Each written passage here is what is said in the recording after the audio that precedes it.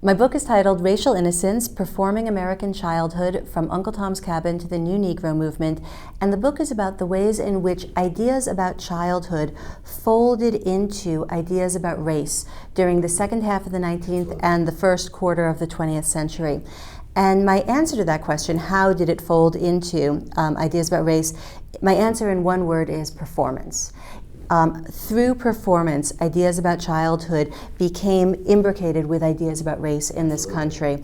About a decade ago, I became interested in performance in everyday life. And I was especially interested in the construction of race, gender, and sexuality through performance in everyday life. And it was really clear to me that one of the most salient characteristics of performance in everyday life is that it involves a lot of stuff. We're constantly engaging, very intimately often, with things that are around us: clothing, furniture, tableware, computers. We are touching these things constantly and intimately. And so my question was, what does this constant, intimate engagement with stuff have to do with the performance of race, gender, and sexuality in everyday life? And so I went off looking for the article or book that would tell me what that relationship was and that would tell me how to think about those two things together. And I very slowly realized that if I was going to find the answer, I was going to have to be the one to come up with the answer, and I was going to have to be the one to write that article and then that book. And the idea is that things script behaviors, which does not mean that they dictate them. It doesn't mean that we don't have agency.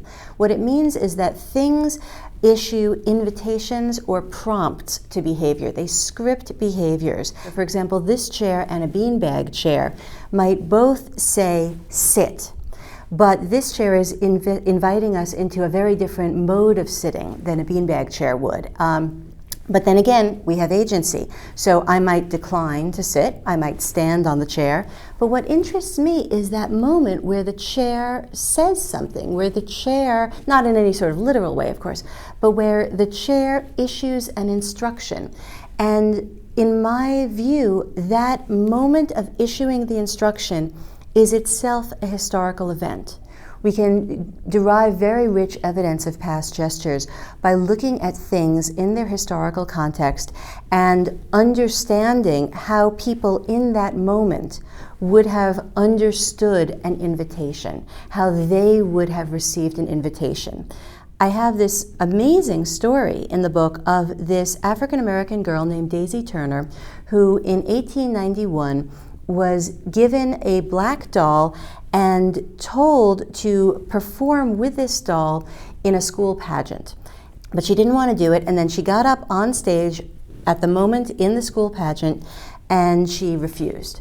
And then she threw the doll down and she sat down on the stage.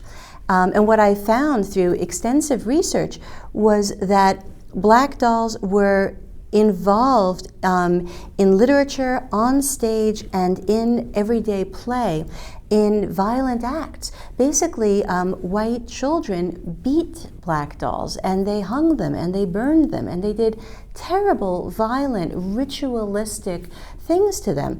And so my argument is when Daisy Turner got on stage in 1891 and threw her doll down, or it wasn't her doll, threw down the doll that she had been given and refused to perform with it, what that actually suggests is a rejection and a refusal of the scripts that were coursing through that black doll, the invitations toward violence, toward racial violence, that doll was scripting. And so this is a way to recover the political impact and the political importance of actions that may not have a lot of words.